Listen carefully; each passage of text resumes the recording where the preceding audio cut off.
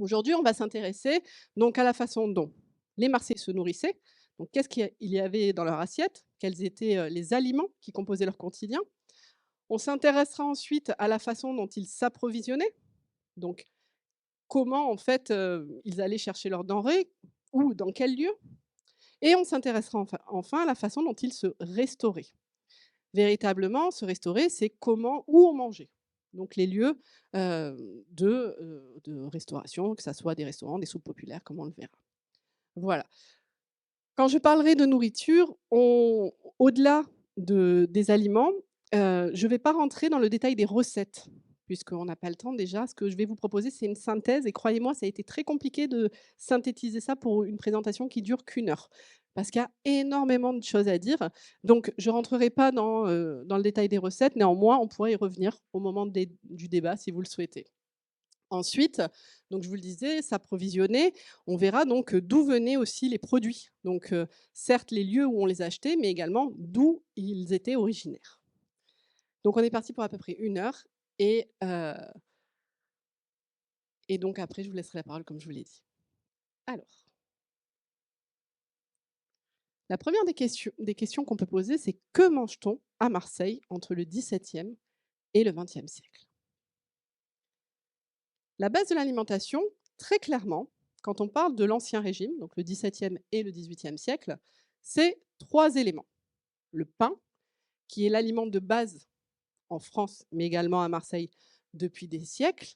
Véritablement, c'est un produit qu'on consomme à tous les repas et ça aussi, c'est une révolution par rapport à ce qu'on connaît aujourd'hui où beaucoup de gens se passent de pain dans le repas de nos jours et depuis un petit moment, pour des raisons de santé, par exemple, ou pour des raisons de régime.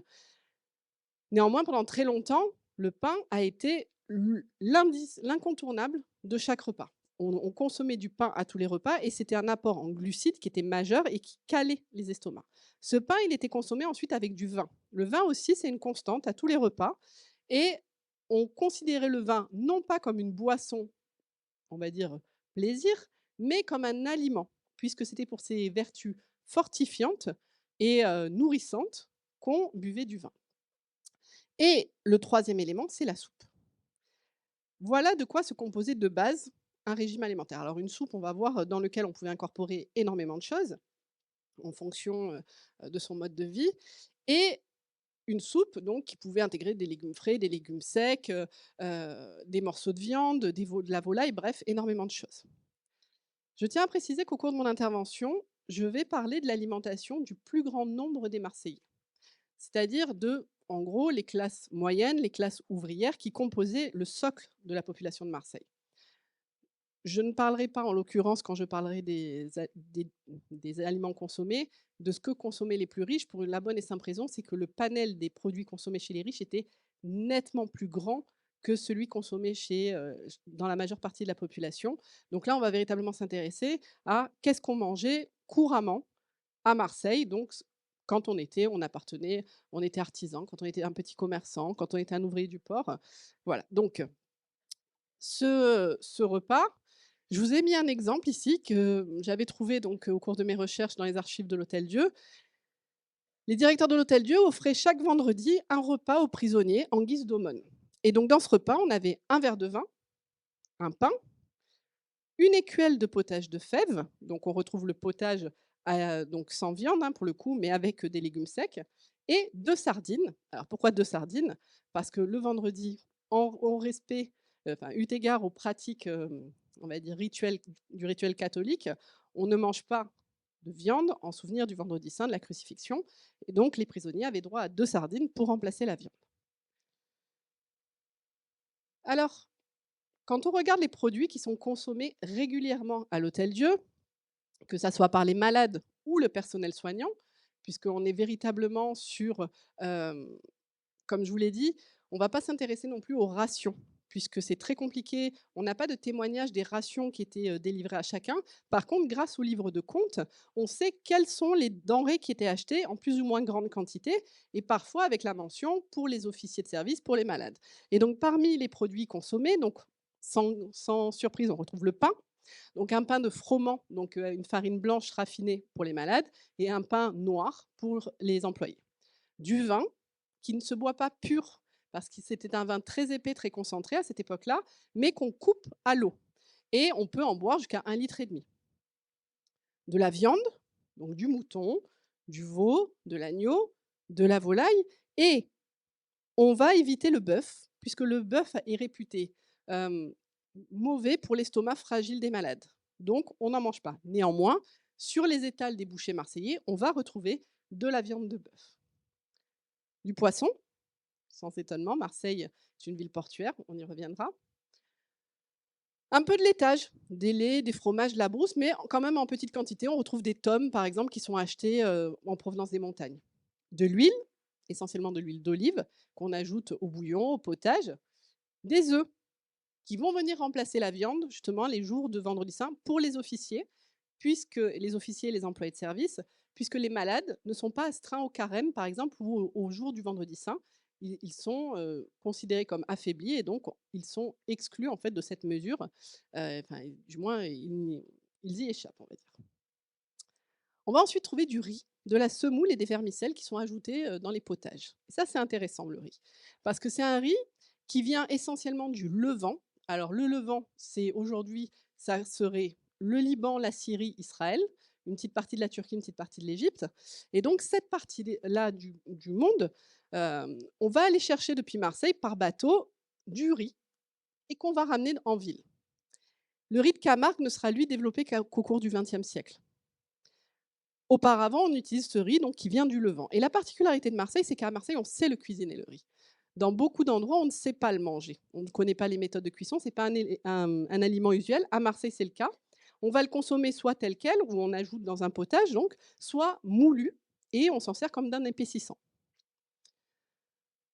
On va ensuite trouver des légumes, on va y revenir dans quelques instants, des légumes frais, mais également des légumes secs. Alors, parmi les légumes secs, on a des lentilles, des pois chiches, mais également des haricots noirs. Et clairement, ces féculents venaient souvent remplacer la viande dans le repas des Marseillais. C'est-à-dire que tout le monde n'avait pas les moyens de se payer un morceau de viande à manger. Et du coup, très souvent, on réservait la viande aux jours spéciaux et on utilisait les féculents comme source de protéines, ce qui est encore le cas aujourd'hui d'ailleurs. Enfin, on mangeait des fruits de saison, mais également des fruits secs, comme des figues, comme des raisins secs. Alors si on regarde justement les légumes qui sont consommés, dans les livres de comptes, on voit qu'il y a véritablement un respect de la saisonnalité des produits. C'est-à-dire que l'hiver, on va consommer de la courge, des endives, des poireaux, et puis au printemps vont arriver les artichauts. L'été, on va plus être sur des concombres, des haricots verts. Et puis à l'automne, on va manger du chou, par exemple, et des fèves. Pour les fruits, c'est pareil. Donc, on voit les fruits d'été, abricots, cerises, qui sont consommés donc en juin et en juillet, des pêches. On a aussi des poires, des pommes qui sont consommées les mois d'hiver. Et si vous regardez ce tableau, vous allez voir qu'il y a écrit citron dans les 4 premiers mois, 5 même d'hiver. Alors là, c'est une petite particularité sur lequel là aussi on reviendra tout à l'heure, qui est celle que le citron a des propriétés astringentes. Donc, pour les malades qui ont des pathologies intestinales notamment, c'était utilisé pour stopper les effets, stopper la diarrhée clairement. Et donc, véritablement, on a un fruit qui est utilisé comme un médicament. Donc, on voit que dans cette liste de fruits qui est achetée, au-delà de la saisonnalité, on a également une prise en compte finalement des besoins particuliers de chaque malade. Néanmoins, pour l'alimentation des Marseillais, ce qui nous intéresse aujourd'hui, ces fruits et ces légumes qui sont achetés là, le sont en fonction de ce qui sont proposés à la vente sur les marchés marseillais et on va dire là où les directeurs s'approvisionnent. Et donc clairement, on voit que dans l'alimentation, on respecte la saisonnalité et pour cause, on est à une ère où il n'y a pas de méthode de conservation longue durée, il n'y a pas de frigo, ça arrivera qu'au XXe siècle et donc on consomme ce qu'on a à portée de main. On a aussi, sur les marchés, comme on le verra tout à l'heure, des produits qui sont consommés de manière très occasionnelle. Et occasionnelle parce qu'ils sont chers. On a des pâtés, des saucisses, on va avoir de la dinde, des poulets, des poules. On a également des fruits de mer et des coquillages. Alors pour l'anecdote, une fois, j'ai trouvé une malade à qui on a acheté une langouste. Donc je pense qu'il y avait beaucoup de malades qui devaient vouloir avoir la même pathologie qu'elle, à mon avis. En attendant, on achetait des fruits de mer pour certains malades, pour les vertus qu'ils avaient nutritives. Mais on pouvait aussi les verser, par exemple, ce qu'on appelait des clovis, des coques, dans la soupe pour agrémenter donc la soupe quotidienne. Et enfin, certains jours, on va dire de fête, que ce soit des fêtes religieuses ou des célébrations particulières, les malades, comme le personnel soignant, se voyaient offrir des navettes et du nougat. Donc 2 éléments qui existaient déjà, donc dès le XVIIe et le XVIIIe, voire antérieurement. Je vous le disais, les aliments étaient pour beaucoup une part intégrante de l'alimentation. On a la première des choses que fait le médecin quand un malade arrive à l'hôpital, c'est de lui prescrire une diète alimentaire particulière à son état. Donc clairement, on va avoir, des malades qui vont être assujettis à un régime tout solide ou d'autres tout liquide, donc de la soupe, du potage et finalement, on a, chacun qui se voit attribuer des aliments en particulier et c'est donc le cas de ce dont je vous parlais pour la langouste, pour le citron et j'ai choisi de vous citer cet article, cet extrait des Rues de Marseille qui a été écrit par Augustin Fabre, qui est, un érudit qui a travaillé sur notamment l'histoire de l'Hôtel-Dieu au XIXe siècle et je vais vous le lire. Donc: «Les hommes affaiblis ou convalescents seraient confortés par l'usage de 2 sauces, l'une composée l'une de sucre, de jus de limon, donc de citron, et de sucre d'épices bouillies, l'autre de sucre de hachis de viande frite, de jus de grenade, de vinaigre, de verjus et d'un peu de vin. L'eau-de-vie avait des effets inappréciables contre la paralysie, la fièvre carte, ça c'est le paludisme, l'épilepsie, la morose, le cancer, le calcul, l'hydropisie et les tranchées. Les tranchées, c'est les convulsions utérines. On donnait quelquefois des bouillons de perdrix à certains malades. La chair de cet oiseau passait pour soulager les vénériens. Comprenez les malades ayant des infections sexuellement transmissibles. Le riz augmente la semence génitale, la laitue la refroidit et détermine la stérilité. La chair de pigeon produit un effet contraire.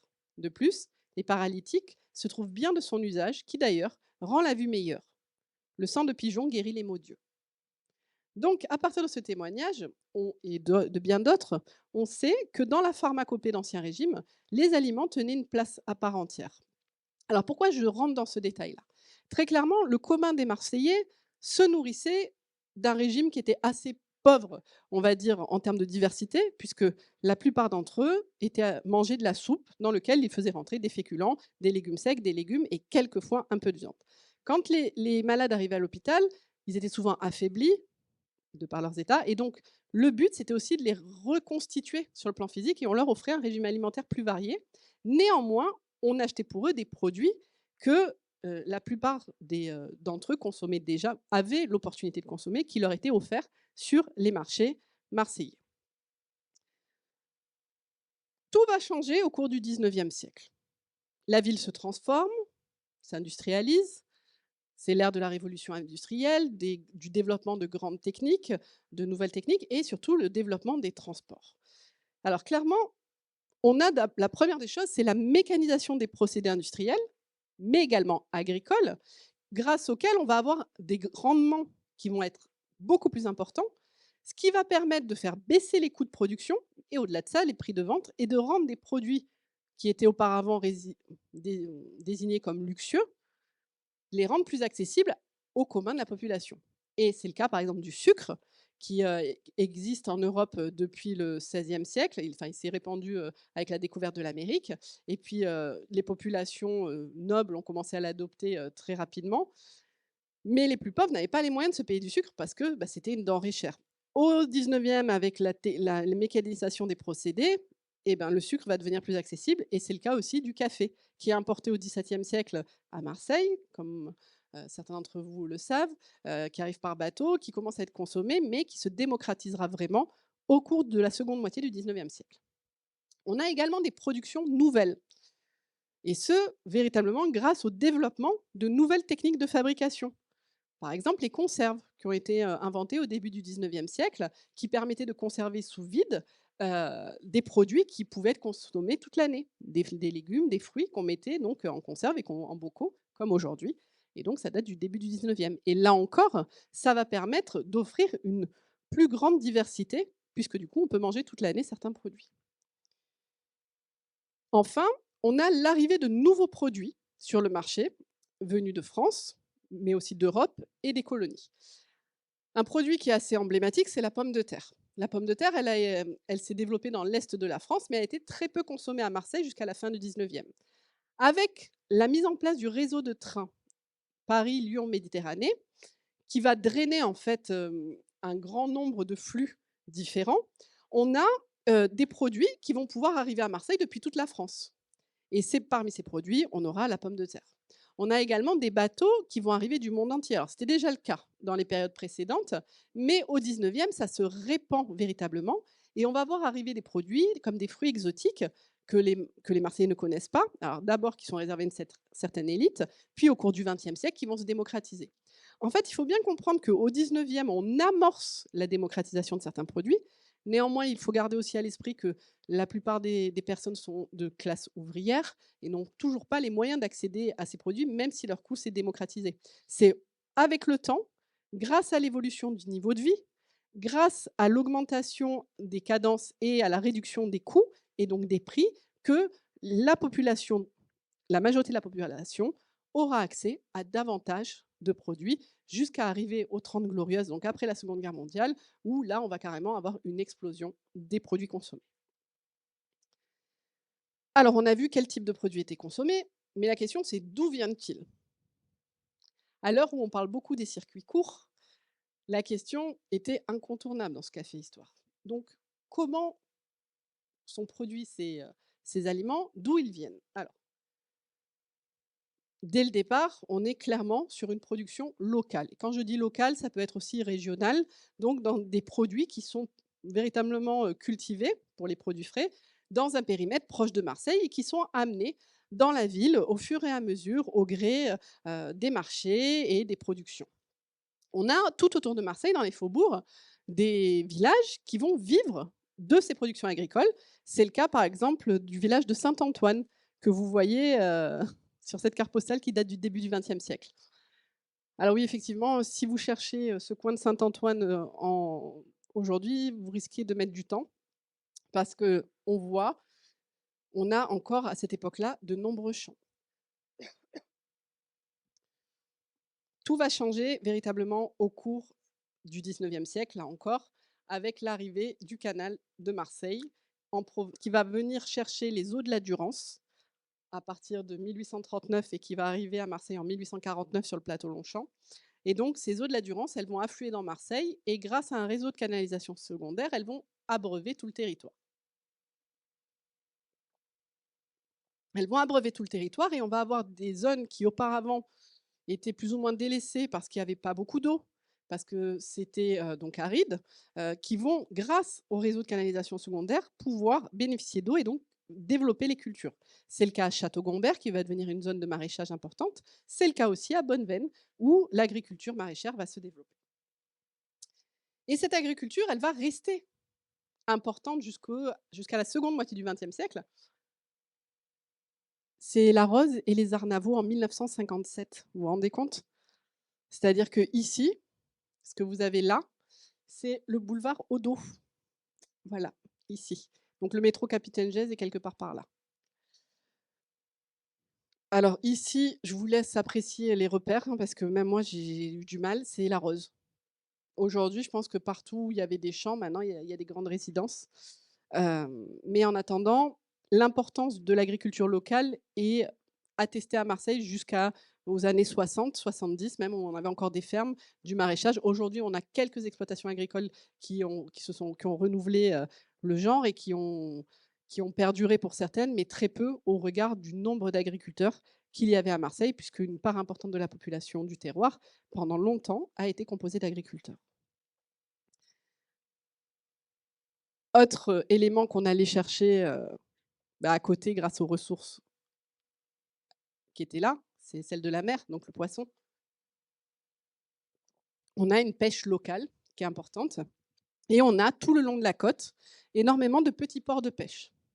On a des ports de pêche qui existent encore, comme la Madrague Montredon, comme les Stacks que je vous ai mis en photo là aussi au début du XXe. Et puis on a des ports qui ont alimenté Marseille mais qui ont disparu. C'est le cas de la Madragueville qu'on voit ici, où le port de pêche a cohabité avec le port de commerce au milieu du XXe siècle. Et après la Seconde Guerre mondiale, quand on a refondu tous les bassins portuaires, tout ça a disparu. Mais en attendant, on a des noyaux villageois qui, comme certains vivaient de l'agriculture, d'autres vivent de la pêche et alimentent la ville de Marseille en poissons et en coquillages, dont les Marseillais sont très friands. Néanmoins, dès le départ, les denrées qui sont produites localement sont insuffisantes à alimenter et à offrir aux Marseillais les rations et ce qu'ils souhaitent avoir. Donc ce qui va se passer, c'est qu'on va aller chercher dès le 17e, c'était le cas du riz dont je vous parlais tout à l'heure, mais aussi du blé. On va aller chercher loin, parfois, les produits qui manquent à Marseille, mais aussi au reste de la France, parce que Marseille est un port de commerce international qui sert de plaque tournante à l'Europe. Et donc, par elle, vont transiter énormément de produits et une partie va être retenue par la population. C'est le cas, par exemple, du blé qui va être en provenance, donc le blé à base qui est à la base de la farine qui va servir à faire le pain. Donc vous comprenez, comme je vous l'ai dit, c'était la base de toute l'alimentation, donc c'est très important. Donc ce blé, on va aller le chercher en Amérique du Nord, par exemple. On va aller le chercher aussi au Maghreb avec d'autres céréales et on va l'amener dans la ville. Il va arriver dans la ville par bateau et une fois arrivé par bateau, au début du XXe siècle, dans les années 1927, d'abord, on les stocke dans des grands sacs de jute ou alors, comme on le voyait là, dans des espèces de conteneurs qui étaient ensuite stockés dans des hangars, comme les docks de la Joliette, par exemple. Et puis, justement, en 1927, la compagnie des docks et entrepôts qui gère la Joliette va décider de dédier des lieux spécifiques au stockage des céréales, en construisant d'abord le premier silo d'Arinque, qui est ici, que vous connaissez parce qu'aujourd'hui, il a été transformé en 2013 par Éric Castaldi et Roland Carta en salle de spectacle. Et 100 mètres plus loin, un deuxième silo qui, lui, sera bombardé en 1944 et détruit au début des années 50 parce que les dommages étaient trop importants pour le réparer. Il y a aussi le silo de la Madragueville. Alors, on le connaît sous un nom de marque de pâtes sur lequel le nom a longtemps figuré. Et la particularité de ces silos, c'est qu'ils ne sont pas rattachés à des minoteries. Et ça, c'est vraiment une nouveauté parce que souvent, le stockage de céréales se faisait soit dans des entrepôts, soit était rapidement expédié vers les lieux où ils allaient être moulus. Et donc, des moulins, on en avait énormément à Marseille. Pour vous donner un ordre d'exemple, si vous allez dans le Panier, vous allez derrière l'Hôtel-Dieu, il y a une place qui s'appelle la place des Moulins. La place des Moulins, elle porte ce nom-là parce qu'au XVIe siècle, on trouvait une quinzaine de moulins à cet endroit-là. C'était indispensable à la vie de la commune, toujours pour moudre la farine. Le long de l'Uvonne également, on trouvait énormément de moulins. À la Pomme, le village de la Pomme, à Saint-Loup. D'ailleurs, pour ceux qui connaissent Saint-Loup, il y a le parc du Vieux Moulin. Ce parc qui porte ce nom parce qu'il y avait un vieux moulin, étonnamment, à cet endroit-là. Là, celui que je vous ai montré, c'est un moulin qui a été ouvert en 1864 à la Valentine, qui existe toujours. Alors, il a fermé en 2013, mais les bâtiments sont en cours de reconversion. Il devrait être reconverti. Ce sont les grands moulins Morel. Et ces moulins Morel, ils se sont installés là parce que le canal de Marseille passait pas loin et que grâce à la force motrice de l'eau, donc la force hydraulique, le moulin pouvait fonctionner. Et après, il s'est industrialisé et c'est devenu une grande minoterie qu'on voit ici. J'aurais pu aussi vous citer les moulins Storion, et notamment qui s'est fait connaître en France avec la production de farine Francine. Donc, on a toute une industrie du blé qui, finalement, devient importante dans la ville et qui laisse sa trace dans le paysage urbain. Ce blé, il venait d'assez loin, je vous le disais. Mais il n'y avait pas que le blé qui était importé, puisqu'il y avait aussi des besoins en fruits et en légumes frais auxquels la France ne pouvait pas répondre, même si on est dans une zone qui est agricole, maraîchère, où il y a une production, mais c'était insuffisant. Pourquoi c'était insuffisant? Je vais vous donner 3 chiffres, vous allez comprendre. Marseille, c'est une ville qui, sur le plan de la population, ne cesse de se développer entre le XVIIe et le XXe siècle. En 1800, on compte à peu près 115 000 habitants. En 1856, on est sur 195 000 habitants. Donc déjà, on a quasiment doublé. Et à la veille, en 1900, on est sur près de 400 000 habitants. Donc ça veut dire qu'entre le début du siècle et la fin, Marseille a quasiment multiplié par 4 le nombre de ses habitants. Alors ça, c'est essentiellement lié à l'afflux de main-d'œuvre attiré par les industries locales et qui drainent énormément d'ouvriers. Donc des ouvriers qui ont besoin de s'installer à Marseille et qui ont besoin de manger. Donc il faut avoir de l'alimentation pour eux, sauf que la ville n'en produit pas assez, donc on va aller en chercher. Et on va aller en chercher notamment où? Dans les colonies. En Indochine, par exemple, où on va aller chercher du riz, mais également, et majoritairement, j'ai envie de vous dire, en Algérie. Au début du XXe siècle, on estime que, enfin la première moitié du XXe siècle, 75% des échanges du port de Marseille se faisaient avec les colonies du Maghreb. Avec la colonie du Maghreb, l'Algérie, puisque le Maroc et la Tunisie étaient des protectorats. Et donc, on allait chercher quoi là-bas? Alors, on allait chercher des dates, par exemple.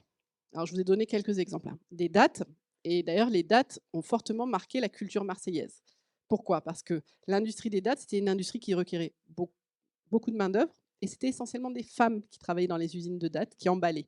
Et c'était un travail très compliqué à faire, parce que compliqué dans le sens qu'il fallait être minutieux, et ça prenait du temps, et c'était très pénible. Et ce qui a fait que dans beaucoup de familles, la menace ultime quand les petites filles ne travaillaient pas à l'école, c'était: «Tu vas finir aux dattes». Voilà pourquoi c'était connu. En attendant, on importait aussi des oranges, notamment, comme leur nom ne l'indique pas, on importait des maltaises, par exemple, de Tunisie.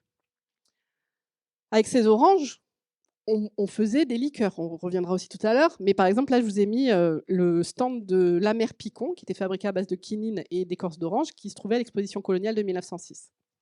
Et enfin, une des choses qui caractérise aussi l'Algérie, au-delà, des produits frais et de celui qu'on va voir juste après, c'est la production de vin. Et donc on peut voir sur cette photo qui est une photo, ça peut-être ça vous surprendra, mais c'est Alger, c'est le port d'Alger, et ça peut vous étonner parce que quand on fait pas trop attention, de prime abord, on peut avoir l'impression d'être devant les voûtes, de la Major, par certains aspects, à la Joliette, mais en fait, très vite, on perçoit qu'il y a quand même quelque chose, et on est sur donc le port d'Alger où les tonneaux de vin étaient envoyés en France, et le vin d'Algérie était très consommé, dans la région notamment. L'autre produit qui est massivement importé d'Algérie, c'est la viande. Cette viande, alors, je vous l'ai mis là justement, on produit de la viande localement. Là encore, il y a une production locale. Ici, vous verrez un berger à la Barrasse, donc le quartier du 11e arrondissement de Marseille. Là, vous verrez un berger, alors a priori qui venait des Alpes de Basse-Provence, de Haute-Provence, pardon, et qui a amené son troupeau de moutons aux abattoirs, parce qu'on est devant les abattoirs. Mais ce n'est qu'une petite quantité de viande qui vient du terroir local. La grande majorité arrive sur pied, vous comprenez, vivante, dans le port de Marseille. Et leur nombre est tel qu'au XXe siècle, on a carrément un môle portuaire, donc une zone portuaire, qui est dédiée au stockage des bestiaux. C'est un parc à bestiaux qui a été implanté là, pas de manière anodine, mais parce qu'il se trouve à côté des abattoirs de Saint-Louis. Alors justement, on parle de viande. Forcément, on en vient à parler de la façon dont la viande était abattue, puisque aujourd'hui, on a de la viande qui arrive sous vide ou qui arrive déjà abattue, et il faut la débiter la faire débiter par les bouchers. À l'origine, la viande arrivait vivante, et donc il y avait des circuits d'abattage, notamment qui se faisaient à l'intérieur de la ville, jusqu'en 1544. Et à partir de 1544, on établit à la Joliette, donc à la limite de la ville, donc ici, si vous préférez, c'est le boulevard des Dames. La géographie telle que vous la voyez avec les 2 anses a été supprimée, au cours du 19e siècle, quand on a créé le bassin maritime de la Joliette. En attendant, la boucherie, puisque c'était son nom, donc des abattoirs, se trouvait à cet emplacement-là. En 1851, justement, quand on crée le port de la Joliette, on les déplace. On les déplace dans un endroit qui n'existe plus, ce sont les abattoirs d'Arinques. Et la spécificité de cette image, j'ai voulu vous la montrer parce qu'en fait, l'architecte de ce projet, c'est Xavier Coste. C'est l'architecte qui a conçu les plans du Palais de la Bourse, entre autres. Il a fait autre chose. Quand on décide, la municipalité, puis l'État, tout ça conjugué, on décide d'étendre le port de commerce, et donc à Arinques, et les abattoirs sont à nouveau bougés. Et ils vont être bougés à partir de 1894 dans la zone de Saint-Louis, donc à proximité du port, de la zone de stockage portuaire que je vous montrais tout à l'heure. Et là, pour le coup, je vous invite vraiment à aller jeter un coup d'œil. Donc, aujourd'hui, les anciens abattoirs qui ont fermé en 89 abritent l'école de la seconde chance et le CNAM, entre autres. Mais on voit que ce sont quand même de très jolis bâtiments qui ont été conservés pour une partie d'entre eux. Je viens de vous parler des produits frais, de la viande, des importations de céréales. L'autre aspect de l'alimentation qui va se développer au cours du 19e siècle, c'est vraiment tout ce qu'on appelle l'industrie alimentaire.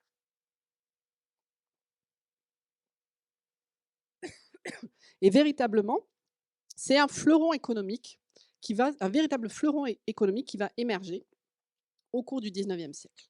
On va avoir des industries très nombreuses qui vont faire vivre beaucoup de gens, qui vont s'implanter à Marseille, des industries alimentaires. Alors, je ne vais pas pouvoir toutes les citer parce qu'il y en avait vraiment énormément. J'ai opéré une petite sélection. La première, c'est le sucre dont je vous parlais tout à l'heure. Alors, à Saint-Louis, ils existent toujours, ces grands entrepôts que vous voyez sur cette image. En 1857, s'implante sur le site de Saint-Louis une première raffinerie de sucre.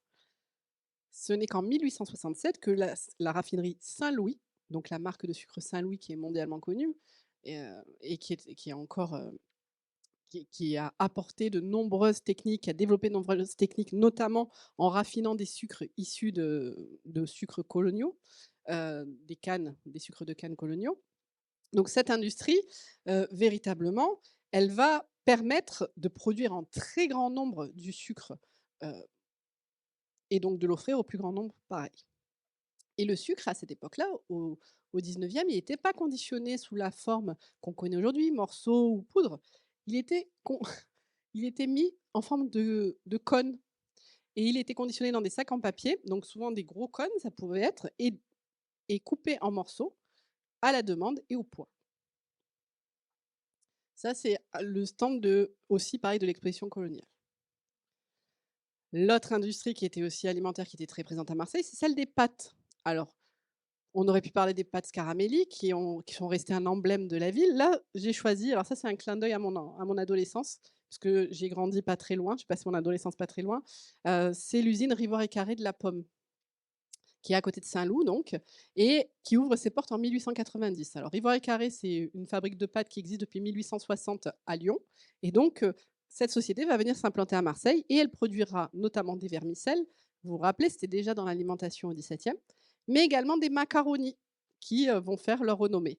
Et la particularité des pâtes Rivoire et Carré, c'est qu'elles étaient conditionnées en paquet et non plus en vrac comme c'était l'usage auparavant. Donc, ce qui permettait aux industriels, souvent, d'en vendre plus, puisqu'on n'avait pas le choix des quantités, c'était imposé.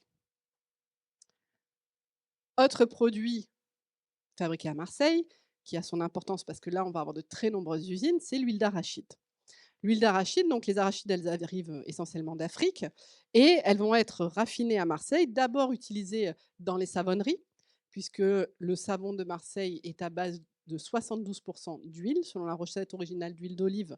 Mais au cours du 19e, à la faveur de l'arrivée de l'huile de palme, de l'huile de copra, donc l'huile de coco, on va transformer la recette et donc l'huile d'arachide va être aussi intégrée dans certains savons. Au début du XXe siècle, fin 19e, on trouve le moyen de rendre cette huile qui est assez âpre, de la rendre plus goûteuse, plus douce, et on va commencer à la commercialiser pour le grand public. Et parmi les huileries qui vont ouvrir et qui vont en produire, c'est l'huilerie Jeanne d'Arc qui se trouve au Canet. Donc ce que vous voyez ici, c'est le cimetière du Canet. Et ces bâtiments, une partie existe toujours. C'est notamment là que se trouve la fameuse station Alexandre, qui abrite un centre d'affaires depuis 2014, qui a été rénové par Eric Castaldi. Et voilà la photo qu'Eric Castaldi m'avait transmise avant la rénovation. Et donc voilà ce que c'est devenu après. Alors, pour l'anecdote, on en avait parlé lors d'un café histoire sur les quartiers nord. Cette halle, il semblerait que ça soit une ancienne gare de triage qui se trouvait ailleurs en France, qui a été démontée et remontée sur le site de l'usine, puisque à cet endroit-là, encore une fois, malgré toutes les recherches, il n'y a jamais eu, semble-t-il, de rail ou de gare de triage qui ait été mis en place. C'était un hangar de stockage. Quand on parle d'huile, un produit incontournable, parce que ça a été la fierté des Marseillais pendant des années, c'est la végétaline. La végétaline, c'est de l'huile de coco, copra, solidifiée, qui permet quoi? Qui permet de faire frire des aliments à moindre coût, puisque l'huile de copra est nettement moins chère que le beurre, par exemple, ou l'huile d'olive. Et cette végétaline, elle va être fabriquée dans une usine qui se trouve en face du métro Capitaine Gèze.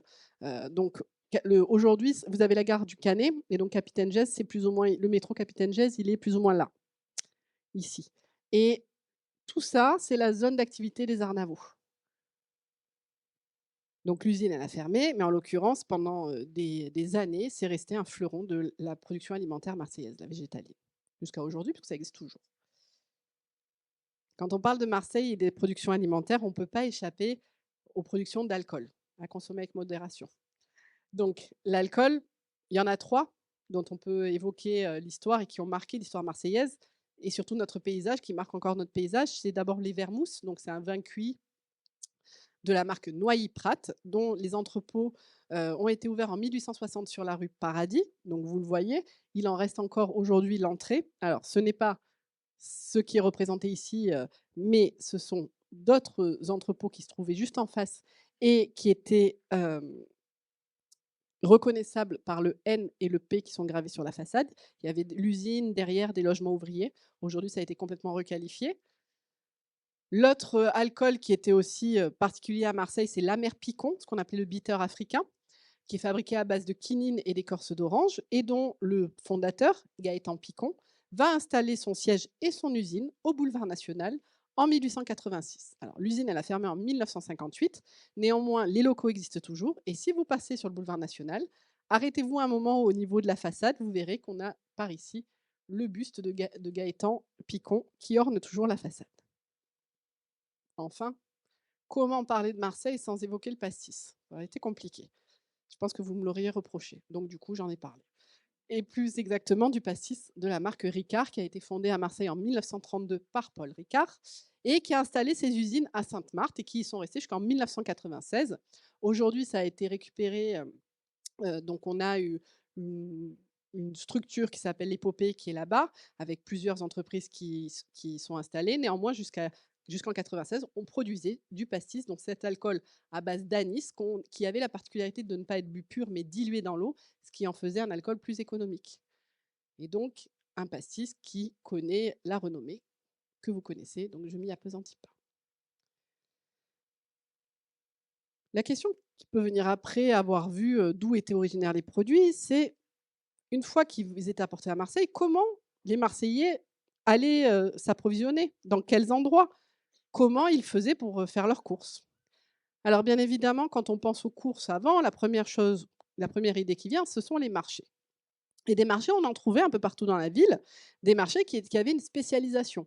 C'était le cas, par exemple, du marché du Petit Mazo, donc qui se trouve, derrière, donc ça serait l'hôtel de ville et donc juste derrière, aujourd'hui, il se serait trouvé devant le pavillon d'Aviel, qu'on voit ici, dont on voit l'entrée. À la place, il a été, donc c'était un marché à la viande où on trouvait, énormément une grande diversité, de produits carnés. Il y avait tout autour aussi des petites échoppes. C'était un marché avec des étals sur lequel chacun avait sa spécialité et il a été fermé au milieu du 18e, ce marché. À la place, on y a installé une fontaine et puis en 1943, comme le reste du quartier, il a été victime du dynamitage des quartiers du port en février 43 qui ont été opérés par les nazis avec le soutien de l'État français et du coup, la place a disparu, le lavoir a disparu et aujourd'hui, ça a été requalifié au cours des dernières années. C'est l'emplacement de la place Villeneuve-Bargemont. Quand on parle de Marseille, on parle de port, on parle de poisson. Et quand on parle de poisson, il faut parler de poissonnerie. On en avait déjà une dans la vieille ville qui s'appelait la Halle Vivo. Quand je vous dis avant, c'est au début du XVIIe. Et puis en 1672, à la faveur de l'agrandissement de la ville, de nouveaux lieux d'échange sont nécessaires. Et on va ouvrir une nouvelle halle, donc la halle Puget, qui ressemblait à peu près à ça, sauf qu'elle était tournée à 90 degrés par rapport à son emplacement actuel et donc qui se trouvait devant l'ancien hôpital des Incurables, qui aujourd'hui est donc la faculté d'économie Colbert. Cette poissonnerie, elle est restée en fonction jusqu'aux années 1880, période à laquelle on a ouvert la rue Colbert et détruit l'église Saint-Martin, qui était une des plus grosses églises, si ce n'est la plus grosse église de Marseille. Et on a fermé la halle par des murs, donc on a fermé les colonnades, et on y a installé une église qui s'est transformée en 1925, je pense qu'il n'y a qu'à Marseille qu'on voit ça, en commissariat. Le commissariat, d'ailleurs, il a fait, alors j'ai plus le nom, mais dans certains films des années 70, on le voit encore, il a servi de décor de tournage et finalement, en 1987, la halle a été retournée et a retrouvé son aspect originel, donc qui, aurait été, faite par un maçon du nom de Puget, d'où le nom de halle Puget. Autre halle aux poissons que certains d'entre vous ont certainement connue, c'est la halle de la Croix, qui se trouvait au niveau de la rue Vacon et cette rue, cette halle de la Croix, donc elle a connu 2 périodes. La première, c'est son ouverture en 1804 et donc elle ressemblait à ça. Elle a ensuite été détruite en 1937 et reconstruite sous ce format-là. Elle est restée en l'état jusqu'en 1981, donc il y a 42 ans, où elle a été détruite par la municipalité, officiellement parce qu'elle était en mauvais état, ce qui est vrai, hein, quand on voit les photos, c'était vraiment en mauvais état et la ville a pris le parti, non pas de la restaurer, mais de la supprimer. Il faut dire qu'à cette époque, on est à une époque où la grande consommation, prend son envol et que peut-être que la ville estimait que c'était plus nécessaire d'avoir des lieux d'approvisionnement dédiés à la pêche, qui prenaient une emprise, dans la ville. Ceci dit, aujourd'hui, à la place, eh ben, il y a rien en fait, c'est une place. Mais l'emprise existe toujours au niveau de la rue Vacon, entre la rue de Rome et la rue d'Aubagne. Je vous l'ai dit, les Marseillais étaient très friands de poissons, mais également de coquillages. Et pour les coquillages, il y avait un lieu d'approvisionnement bien spécifique, c'est le marché du quai de Rive-Neuve. Donc on avait des petits stands ambulants, des marchandes, essentiellement des femmes, mais il y avait quand même quelques hommes qui travaillaient, qui venaient livrer les productions de la pêche. Alors pourquoi des femmes? Parce que pendant longtemps, à Marseille, les femmes ont eu le monopole de la vente de poissons dans la ville. Alors, pour une fois qu'on a attribué quelque chose spécifiquement aux femmes, autant le signaler. Et en l'occurrence, c'était pas n'importe quelle femme. Les femmes à qui on confiait les poissons, donc les pêcheurs allaient chercher la pêche, les vendaient à des revendeuses qu'on appelait des cacanes, qui travaillaient avec des vendeuses particulières qui leur achetaient des stocks et qui allaient les vendre soit un peu partout dans la ville, soit dans les halles. Et ces femmes, elles ont gardé le monopole de la vente de poissons. Donc les hommes n'avaient pas le droit de vendre du poisson et que les femmes, jusqu'au Second Empire, où Napoléon III a abrogé leurs privilèges. Mais comme c'était l'usage à Marseille et les hommes ont mis du temps à s'approprier ce métier qui était très féminin, et de fait, pendant très longtemps, ce sont des femmes qui ont travaillé sur les marchés aux poissons et notamment à la halle de la Croix. Certains d'entre vous se souviennent peut-être parce qu'elles ont eu une réputation très sulfureuse, les poissonnières marseillaises. Il valait mieux pas douter de la fraîcheur de leurs poissons.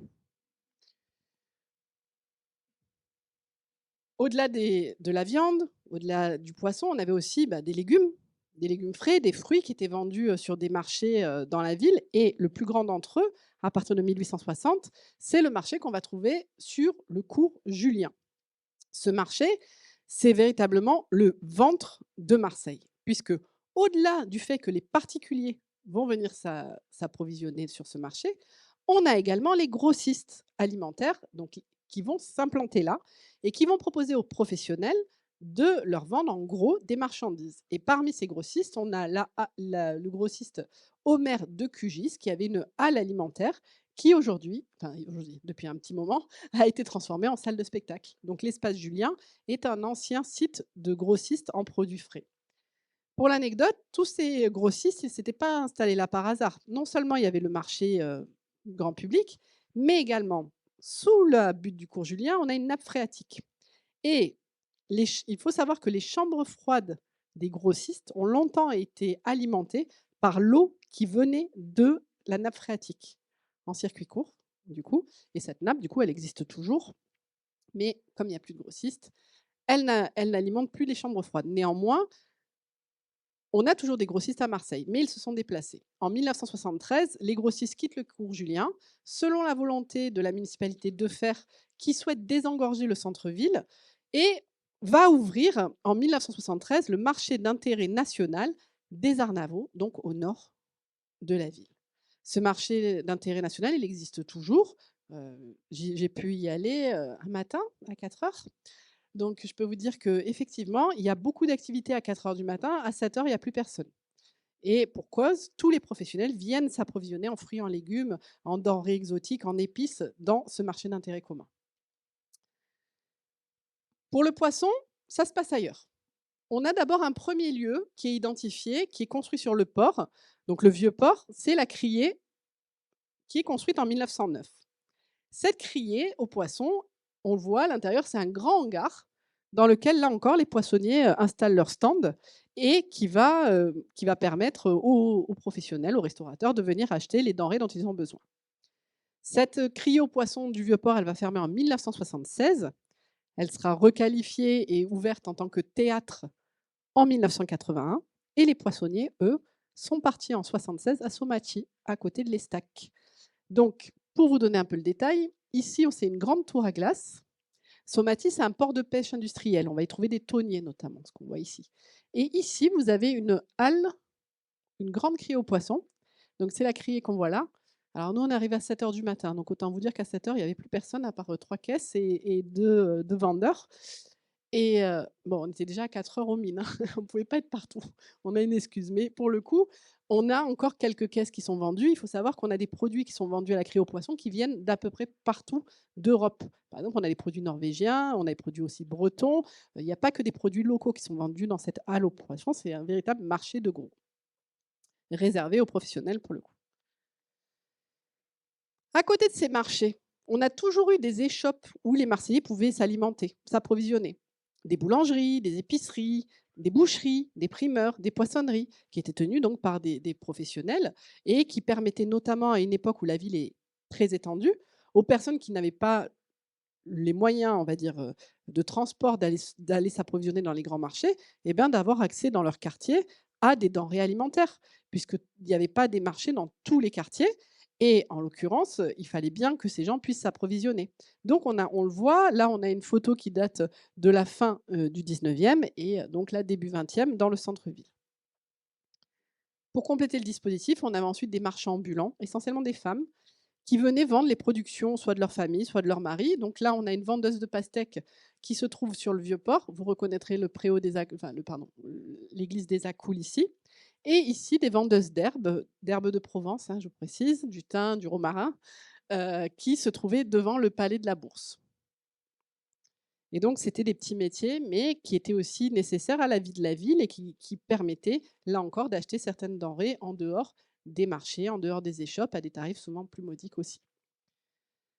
Tout ça va changer avec l'essor de la grande distribution à partir des années 60, avec l'ouverture des supermarchés. Et puis à Marseille, une fois n'est pas coutume, on va ouvrir un des plus gros supermarchés, plus qu'un supermarché, un hypermarché. En mars 1970 s'ouvre l'hypermarché Géant Casino de la Valentine, donc une surface de 16 000 m², qui va complètement révolutionner les pratiques alimentaires. Pourquoi? Parce qu'on va d'abord arriver, non pas avant on devait aller chez le boucher, au marché, chez l'épicier. Là, tout est centralisé au même endroit. On a une gamme de produits qui est proposée, qui est immense parce qu'on a de la place pour les proposer. On n'est plus sur des surfaces réduites comme ça avait pu être le cas chez les petits épiciers de quartier. On a de l'espace. En plus, on est à l'ère du développement du parking, de la voiture. Donc, on a un grand parking, on n'a qu'à poser sa voiture et on trouve tout ce dont on a besoin en un seul endroit. C'est un gain de temps. Et donc, la marche de la société va faire qu'on va abandonner progressivement les petits commerces locaux de centre-ville pour finalement aller vers ces grandes surfaces qui s'ouvrent dans les quartiers périphériques, souvent là où il y a de l'espace pour construire de très grandes surfaces. On va retrouver dans les années 70 donc, à la Valentine, mais également à Bonneveine, au Merlan. Donc on a ces centres commerciaux et qui encore aujourd'hui régissent notre quotidien. Alors, bien qu'on revienne au circuit court et notamment avec les gens qui vivent en centre-ville, dans les petits commerces de proximité, il y a un retour qui s'est fait là, notamment depuis le Covid. Néanmoins, encore aujourd'hui, on est très marqué par la grande distribution. La dernière des choses sur lesquelles j'aimerais m'interroger avec vous, ce sont les lieux de consommation. Où est-ce que les Marseillais mangeaient? Où est-ce qu'ils buvaient? Où est-ce qu'ils finalement se réunissaient pour partager un repas? Donc évidemment, le premier lieu, quand on pense à la consommation alimentaire, c'est la maison, avec la cuisine provençale. Alors, petit aparté avant de vous parler de la cuisine provençale, tout le monde ne bénéficiait pas d'une maison avec une cuisine. Par exemple, les ouvriers qui venaient travailler en saison à Marseille, donc ils travaillaient au moment des moissons dans certaines régions de France, et puis à côté de Marseille, et puis dès que les moissons étaient finies, ils venaient se faire embaucher dans les usines, par exemple, et eux, ils logeaient souvent dans des réduits, dans des auberges, dans des logis, où ils n'avaient pas de cuisine. Donc ils avaient déjà la possibilité d'aller au restaurant, à la taverne, mais également d'acheter des plats tout préparés sur les marchés. Mais quand même, une grande partie de la population, celle qui avait un appartement avec une cuisine, cuisinait, allait acheter ses denrées pour les cuisiner chez elle. Et donc la cuisinière provençale, donc là je vous ai mis un exemple de la cuisine provençale qui a été reconstituée au musée des Comtes de Provence à Brignoles. Vous en trouverez une aussi à Château-Gombert au musée du terroir marseillais. Et donc on voit cet âtre avec cette cheminée, avec ce potager à côté et puis pas loin ce qu'on appelle la pile, donc qui est une pierre calcaire qui servait ou dans lequel était creusé un évier et que certains d'entre vous ont peut-être encore chez eux puisque c'est quelque chose qui a continué à perdurer. Alors bien que ça devienne collector, mais en attendant la pierre de cassis qui est utilisée pour faire cette pile, était très répandue dans les appartements, notamment ce qu'on appelait les appartements 3 fenêtres. Je vous l'ai dit, certaines personnes n'avaient pas d'autre choix que d'aller dans des auberges, dans des logis pour se restaurer, puisqu'elles n'avaient pas de cuisine chez elles. Et c'est un phénomène qui a toujours existé. Néanmoins, au 19e, alors dès la fin du 18e, mais à Marseille, c'est plus marqué au cours du 19e, vont émerger ce qu'on appelle les restaurants. Donc les restaurants, ce sont des lieux où on peut venir consommer des plats qu'on choisit. On a une carte sur laquelle on choisit. Et ce qui change justement de l'auberge ou de la taverne, c'est que l'auberge ou la taverne, c'est souvent un plat unique, voire un choix entre 2 plats, à un tarif modique, dans des conditions qui sont des grandes salles communes, où tout le monde mange dans une certaine promiscuité. L'hygiène est ce qu'elle est en fonction des établissements. Dans le restaurant, la nouveauté, c'est qu'on va soigner le service, on va soigner la carte, on va soigner les lieux et on offre un nouveau cadre de restauration, justement de consommation, d'abord aux plus aisés, puisque le restaurant est quelque chose qui a mis du temps à se démocratiser. Pendant très longtemps, c'était d'abord réservé à une certaine élite, au 19e. Puis petit à petit, on y allait en famille les jours de certaines fêtes, pour faire un banquet de mariage, pour faire une communion. Et puis, dans les années 60, avec les 30 glorieuses et l'augmentation du niveau de vie, le restaurant a commencé un peu à se démocratiser jusqu'à arriver à la consommation qu'on en a aujourd'hui. Et parmi les restaurants, j'ai choisi de vous en montrer quelques-uns. Donc ici, on est sur la rue, Colbert, donc pardon, le Vieux-Port, donc c'est le restaurant Basso, qui est un restaurant de poissons qui était très réputé, qui est d'ailleurs resté longtemps à cet emplacement. Au-dessus, on avait, donc la rue Colbert avec le restaurant du commerce. Hem, Pourquoi j'ai choisi cette photo? Parce qu'il faut garder à l'idée que le centre-ville était un centre où on avait énormément d'actifs et donc notamment d'actifs, qui gagnaient bien leur vie et qui, le midi, n'avaient pas forcément le temps de rentrer chez eux pour se restaurer et donc on va proposer à cette classe, de travailleurs plus plus, donc de ces cadres bancaires, ces négociants, des lieux où ils pourront se restaurer entre eux. Donc il y a aussi un phénomène de sociabilité puisqu'on reste finalement entouré de sa classe sociale dans ces endroits en fonction du tarif, qu'ils proposent. On va avoir des lieux, par exemple, dédiés aux étudiants, d'autres dédiés aux travailleurs. Ensuite ici, alors ça c'est, la photo un peu plaisir, j'ai envie de vous dire, parce qu'elle est jolie, c'est le Vallon des Offres et donc il y avait déjà un hôtel-restaurant, enfin un restaurant à la place d'un autre que tout le monde connaît, donc je ne citerai pas, qui se trouvait au Vallon des Offres et puis surtout ici, on avait un très grand restaurant qui s'appelait La Réserve, qui avait été ouverte en 1860, qui avait comme particularité d'avoir un vivier juste en bas, creusé dans la roche, donc on est sur la corniche et ce vivier aujourd'hui, il a été transformé en piscine, c'est, le club des dauphins et la réserve, elle disparu et elle a été rasée et remplacée par une résidence qui s'appelle la réserve aussi.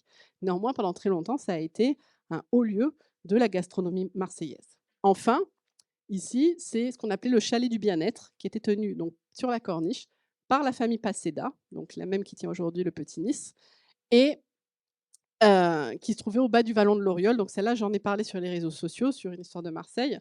C'était réservé, même si ça a l'air modeste comme ça, c'était pas du tout réservé à une clientèle modeste. C'était plutôt un lieu de détente pour, les promeneurs et notamment aussi les touristes, puisqu'à partir du 19e, grâce à l'essor des transports, on a aussi des touristes qui vont fréquenter la ville, des touristes aisés, puisque ce sont avant tout des gens aisés qui peuvent se permettre de faire du tourisme et ces gens aisés, on va leur proposer des lieux de restauration.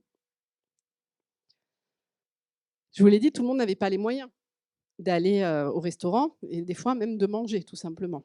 Et donc à ces personnes qui, n'ont pas forcément les moyens de manger, la société va essayer de pourvoir à leurs besoins. Alors dès le 17e, hein, on a, même avant, on a ce qu'on appelle les soupes populaires, donc la Miséricorde par exemple qui va fournir des aliments, de la soupe, du pain aux plus démunis. Au 19e, le nombre de structures va augmenter. Je vous en ai mis quelques-unes là sur ces, qui sont extraites de l'indicateur marseillais, donc c'était l'annuaire entre guillemets «marseillais».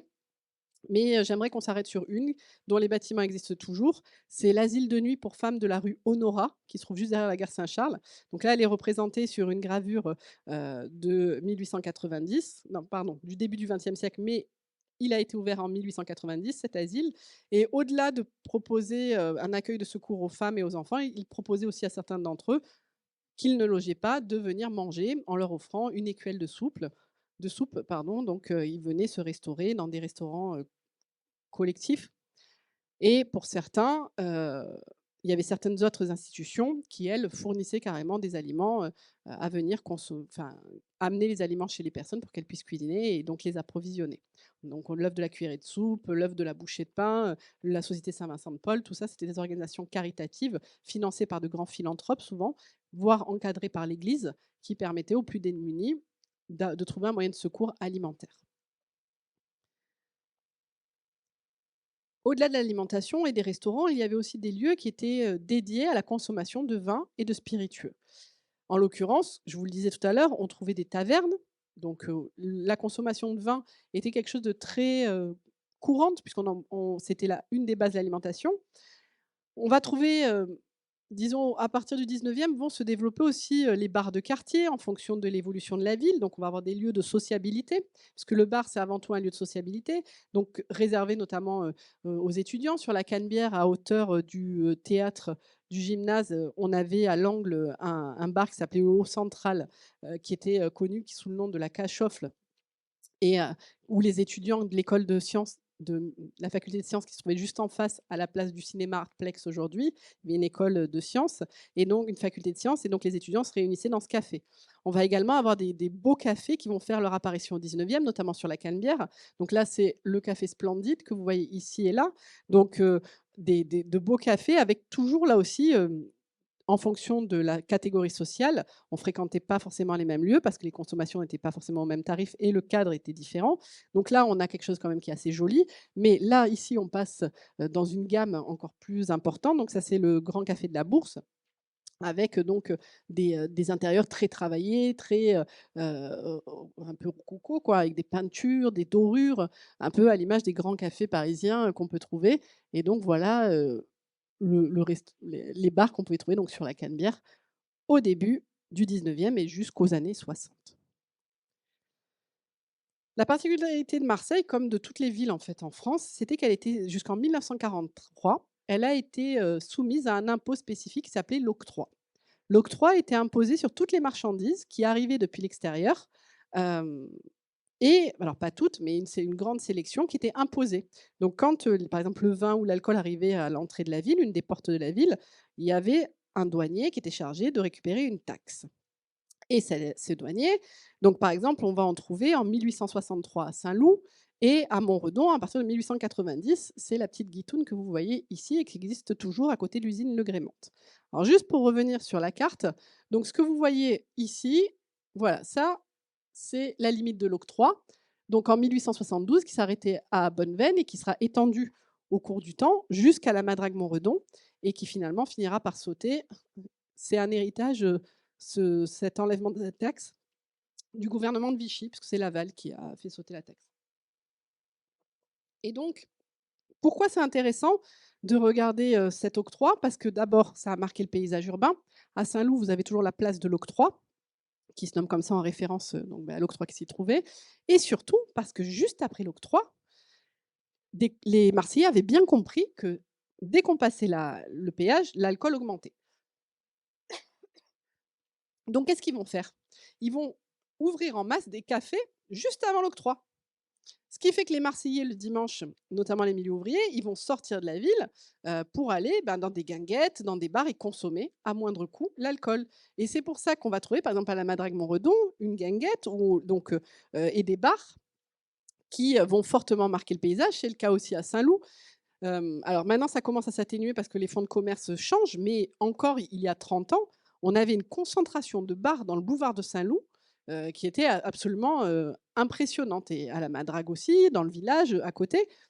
Ça a évolué quand l'octroi a été repoussé, en l'occurrence à la Madrague-Montredon, mais à Saint-Loup, encore aujourd'hui, si vous prenez le boulevard de Saint-Loup, amusez-vous à compter le nombre de bars, vous verrez, vous allez être surpris. Mais en fait, ça s'explique par cette barrière d'octroi qui se trouvait donc, vraiment, à quelques encablures du bout du boulevard.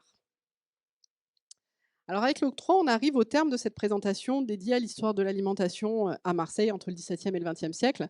On a pu voir que, L'alimentation s'est diversifiée avec le temps, grâce, à la diversification des produits venus, d'outre-mer, mais également venus par le train, mais également à la démocratisation, des prix des denrées agricoles liées aux procédés industriels qui ont permis de produire, en masse, de cultiver en masse, d'élever en masse, d'aller chercher plus loin ce dont on avait besoin et finalement de vendre tout ça dans différents lieux, que ça soit des grands marchés, que ça soit des marchés réservés aux grossistes, que ça soit des petites échoppes et d'offrir aux Marseillais aussi la possibilité au cours du temps de se restaurer dans des lieux, qui n'étaient plus forcément la maison, mais ailleurs, un ailleurs plus, on va dire, divertissant et c'est là, sur lequel j'aimerais finir mon intervention, c'est que quand on regarde l'évolution des pratiques alimentaires au cours du temps, on voit que la prise en compte de l'alimentation en tant que plaisir est un phénomène relativement nouveau au regard de la période qu'on a évoquée.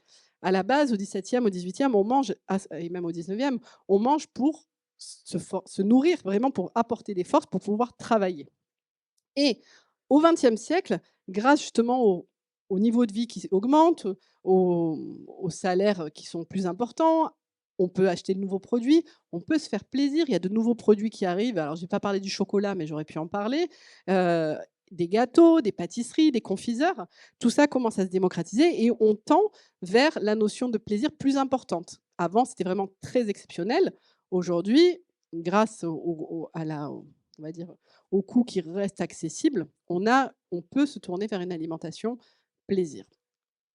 Pour finir, aujourd'hui, on est sur un retour vers les circuits courts, vers les circuits d'approvisionnement local et finalement, peut-être qu'un des points de réflexion, qu'on peut avoir, en regardant l'histoire de l'alimentation à Marseille, c'est de se dire: «En fait, on s'est jamais autosuffi». Il a toujours fallu aller chercher ailleurs ce dont on avait besoin parce que la population avait des besoins qui augmentaient constamment. Donc comment, en fait, on peut se servir aussi de l'exemple du passé pour faire cohabiter, comme ça a été le cas, les circuits courts et les circuits plus longs? Voilà, je vous remercie de votre attention et je vous laisse la parole.